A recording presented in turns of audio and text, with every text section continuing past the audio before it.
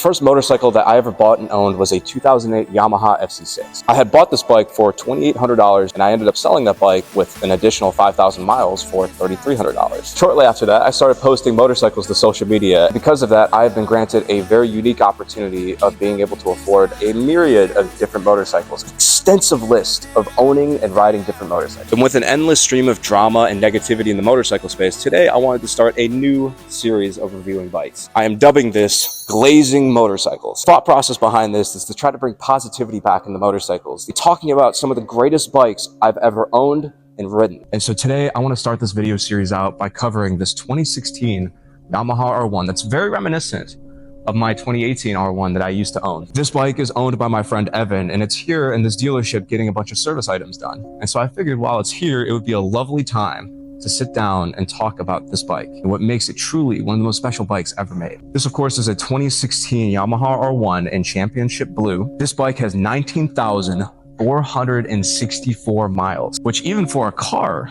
I'd say that's quite a good amount of mileage. This bike has been running perfectly for Evan with basically no issues. Zero problems from the factory, barely anything to fix. The only thing that's broken on this bike at the moment is a loose fairing from when my friend Evan hit a road sign. But this bike has been nothing but dependable for my friend Evan the entirety of his ownership of this bike. And I can say firsthand, he does not ride this bike softly. This thing has taken countless hours of abuse. Anyway, enough with the feeling crap. Let's talk about some specs. So from the factory, this bike makes 180 horsepower. It makes around 70 foot-pounds of torque off the top of my head. I could be incorrect on that, but the main feature of this bike and why I'm sitting on the floor here is because I want to talk about this engine. This is the Yamaha CP4 motor. What makes this engine special is it is a 998cc motor. Not very special considering a lot of other manufacturers use that same configuration as well. No, the CP4 is special because of what that CP4 stands for. No, it does not stand for Cedar Point, and it does not stand for anything else. It stands for cross-plane 4-cylinder. Now, the reason that this bike is special is because of the sound that it makes. It is a traditional inline-4 configuration, like most other 1000cc bike. Has 4 cylinders, revs pretty high, around 14,500 RPM, but the difference is the firing order on this bike. And I think that everybody in the motorcycle space knows this by now, but the firing order on this bike is very uneven. So it gives it that raw, very throaty, deep sounding exhaust note, which paired with this beautiful Acra system that Evan has on this bike. This is a full titanium system that helps alleviate some of the weight that this bike comes from the factory with. Titanium is, of course, much lighter than stainless steel that came on these bikes from the factory. It also allows this bike to breathe a little bit better, so it makes a little bit more horsepower. So you can really hear that CP4 scream. The reason that this bike I think is so special is because it combines some of that speciality from like a bike like a V4, where you get some of that grunt, some of that raw power, kind of like riding a bull. The R1 still gives you a lot of that flavor, but still maintains its status as a Japanese bike. Clearly, if done correctly and maintained correctly, you can get some serious mileage out of these bikes. Now, the older R1s do come with stainless steel brake lines, which is good, but unfortunately they're tied to a pretty lackluster braking system from the factory. However, I've heard of people swapping out the pads on these bikes, and that ends up solving a lot of the grievances that people have with the braking system. So that's not really a big deal either. Something that's not talked about as much is the sounds that this bike makes when you are sitting on it as a user and riding it around. Something I remember when riding my R1 around is when you're just letting out the clutch in first gear, mainly when you're going through gears 1 and 2, you can hear a little bit of a whine. Now, you might be confused to think that, oh, maybe that's just the chain, or like it sounds like a supercharger. It's like, whee! No, that's not what that is.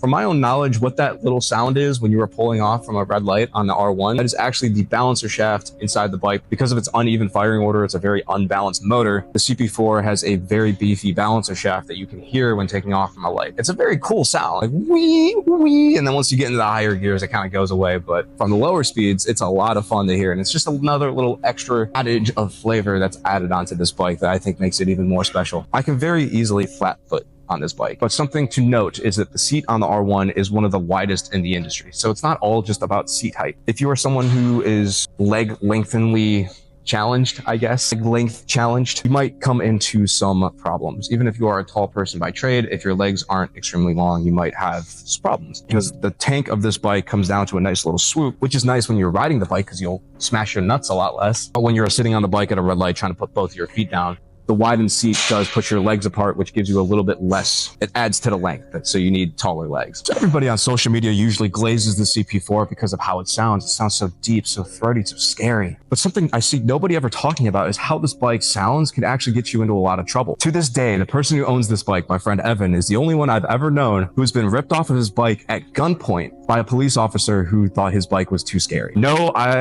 I really wish I was joking. Evan was out one night riding his motorcycle spirited. No cars on the road, he's not putting anybody in danger or at risk, when suddenly he passes a cop going a little bit faster than over the speed limit. I'd call about 20 over, which on a motorcycle is not very hard to do. Evan, seeing the cop lights behind him, immediately pulled off the road. He has a completely 100% legal plate. This plate does not move whatsoever. There's no flip action. It is clearly on display for any police officer behind him and comes back to his name is registered. He has insurance. He is a completely 100% legal rider. So Evan, seeing the cop lights behind him, pulls off. And as soon as he turns off the key and gets ready to get his license out and have everything ready to receive his ticket, the cop gets out of the car, pulls his gun on him, and tells him to freeze. Evan and the cop sit there for a bit, waiting, minutes probably turning into hours at that point. When the police officer's partner shows up, they then proceed to approach Evan, put his hands behind his back, cuff him, and pull him off the bike at gunpoint.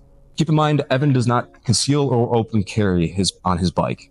As far as I can tell, the only reason that the police officers pulled Evan off his bike in the way that they did is because of the sound that this bike makes. The cops know that this is not a small motorcycle. It is a motorcycle that is capable of doing well over 180 miles an hour. And so it was the cop's fear of him running and putting other people in danger in the middle of the night when there's no other cars on the road that caused him to pull a man who pulled off on his motorcycle willingly, pulled him off at gunpoint. Unfortunately, Evan doesn't have a camera system on his bike. I think the world should have seen that happen firsthand, but unfortunately, it's just going to stay a story for a little bit. The last little known fact that I want to cover about the R1 is the fact that it has very good anti-corrosive properties. This bike is turning 9 years old next year. This bike has been ridden in salt. Salt has been left on that bike to rot.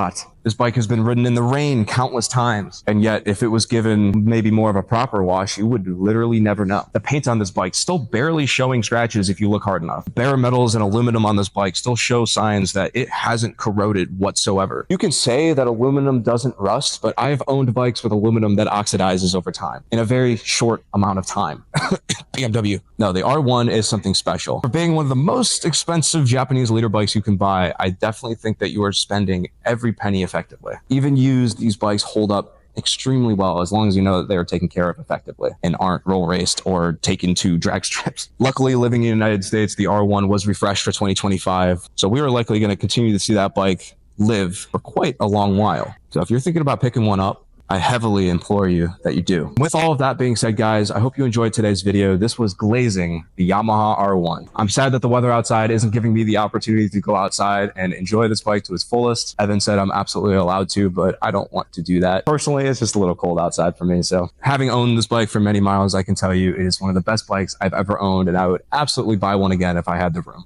Or the money, because, you know, that matters too. Comment down below what bike you guys want to see me do this to next. I'm going to try to stick to bikes that I've ridden, preferably ones that I've owned, so that way I can give you guys more of a comprehensive review. It's hard to talk good about a bike that I've never ridden or owned, but comment your favorite and maybe I can get around to it. This has been fun, and I hope that we added a little bit of positivity back into the motorcycle space. Love every single one of you, and I'll see you guys in the next one. Bye-bye.